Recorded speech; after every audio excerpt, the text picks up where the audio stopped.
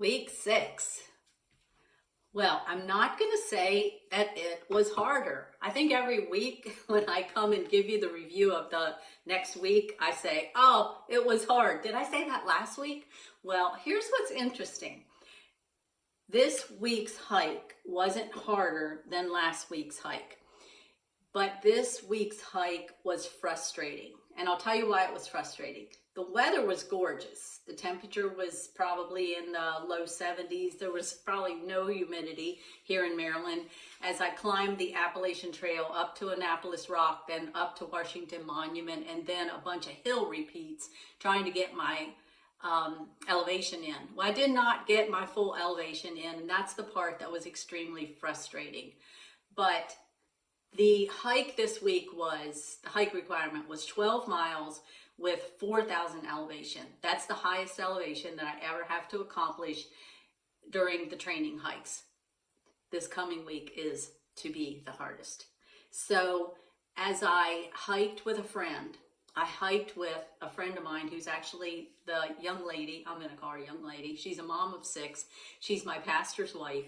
She is the person in my life that introduced me to Revelation Wellness, who does this hike and is also putting on the health coaching training that I'm going through. So we hiked for 11 miles and we talked and we talked and we talked. And I tell you, 11 miles went by like that.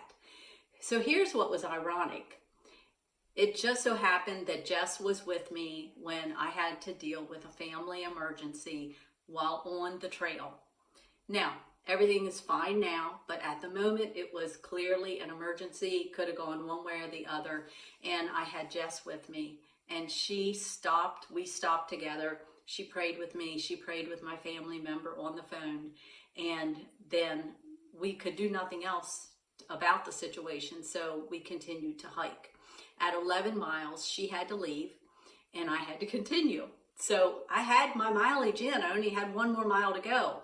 But as I looked down at my elevation, which I had neglected tracking because we were having such a time talking and then dealing with a family emergency, that I didn't realize I was only at like 1,500 elevation, which is not good when you know you have to be at 4,000.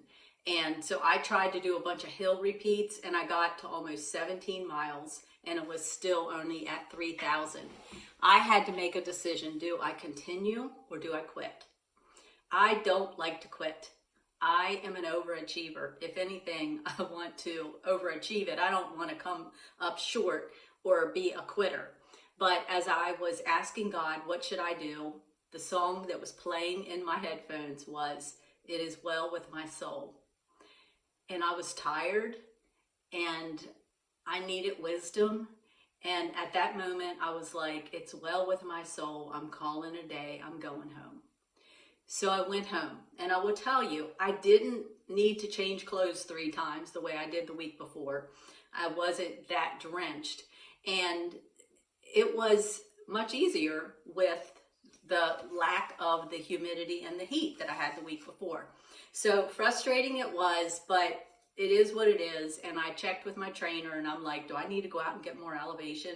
And she's like, no, we don't want you to wear your body out or bring your body to a place where you would get injury. So see, sometimes you just have to listen to the Spirit of God rather than your own personality. That's what I found. So good thing I did not try to beat my body up and continue. Who knows, I might have done 20 miles to get in that 4,000. And evidently that would not have been wise. So physically, it's simple. What I'm going to tell you is I'm stronger.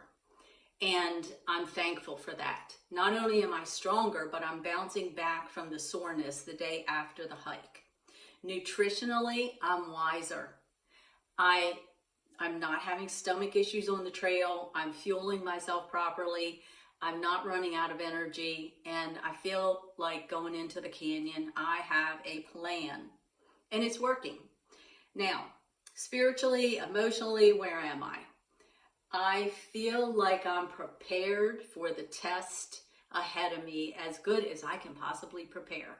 And I know that I have to prepare physically, emotionally, nutritionally, mentally, and then then I just have to trust. I have to have faith going into this.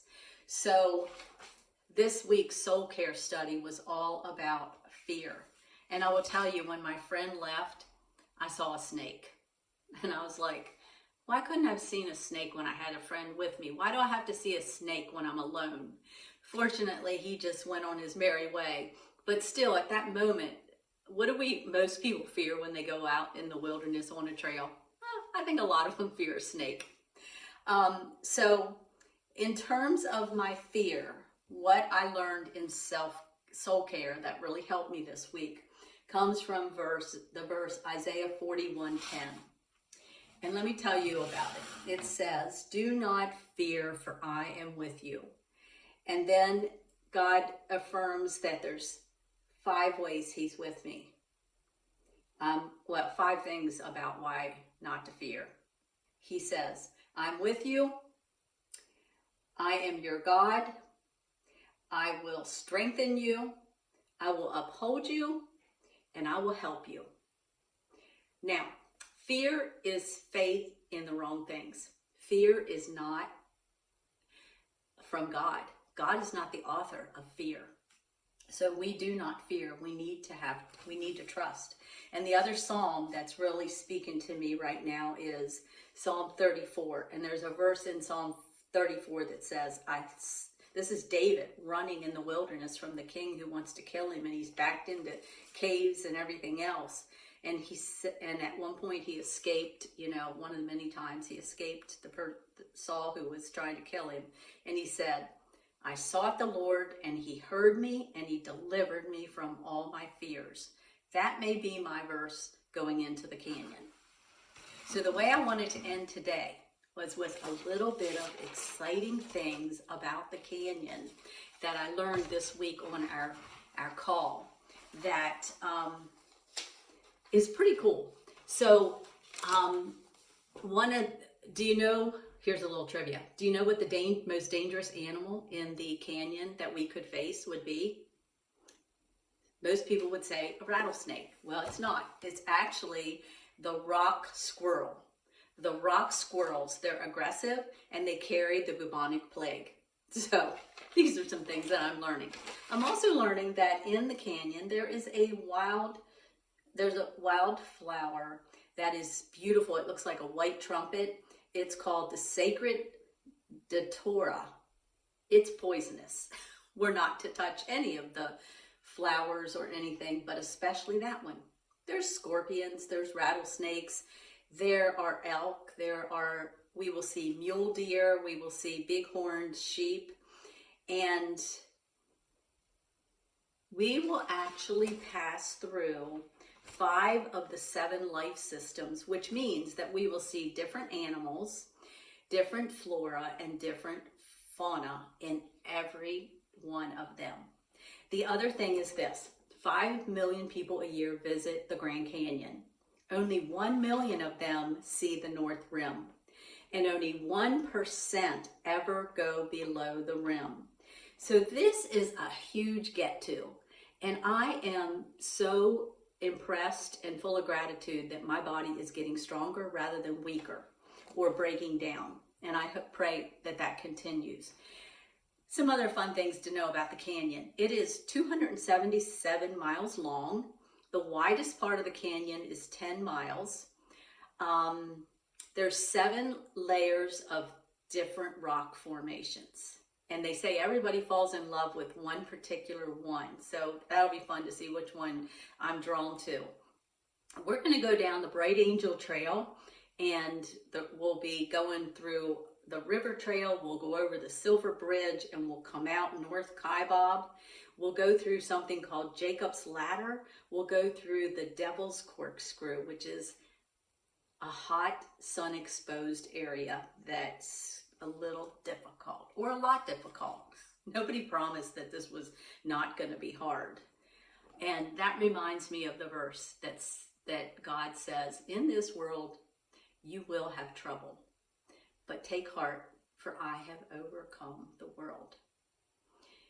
In this canyon, you will have trouble, but take heart, Jesse. I'm going to be there. I'm going to be with you. I'm going to be your God. I'm going to uphold you. I'm going to strengthen you. I'm going to help you. That's what I'm going to say to myself. So what else? We're going to hike over a sand dune. We're going to go through some tunnels and bridges. We're going to go over the Silver Bridge. There's also a black bridge, but that one's covered with tarp for the mules so that they don't see the river down below. We will actually go across the Silver Bridge and see the river down below. Here's some other fun statistics I thought you might enjoy knowing. The North Rim is 8,200 feet of elevation. For those of you that live in Maryland here, our elevation is about 1,200. For those of you that live in South Carolina, you're at sea level. And the South Rim, where I'm going to start, is 6,860 feet. And the Phantom Ranch, which will hike down to the Phantom Ranch, the altitude there is 2,546. I will experience temperatures anywhere from 20 degrees to 100 degrees in 12 to 14 hours. So we have to layer, we have to be prepared for all kinds of things. So let me see if there's anything else here that I just thought was so interesting that I wanted to share with you. I think I covered everything. So I'm trying to stay brave and stay hydrated and stay strong in my body and how I'm taking care of it with flexibility and training. So tomorrow I'm going out on my biggest hike yet, and that is 15 miles and 4,000 of elevation. Right now I'm going to tell you the hardest hike was not this past week, it was week 5, going up and down the steps to get 10 miles and 3,500 of elevation in 94% humidity. That's been the hardest. So there you have it. That's my review, and I'll be back next week.